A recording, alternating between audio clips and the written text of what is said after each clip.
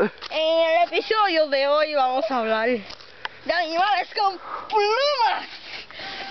Vamos a buscarlas. Tienen como esas cosas, pero con pelo. Tienen como esas cosas, pero con pelo.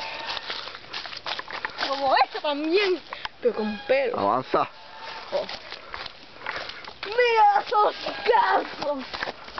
Esas estructuras hechas de pluma. ¡Mira, una chata! Está poniendo huevos. Vamos. A ver. Esas cosas. Mira, es como chicas. Mira.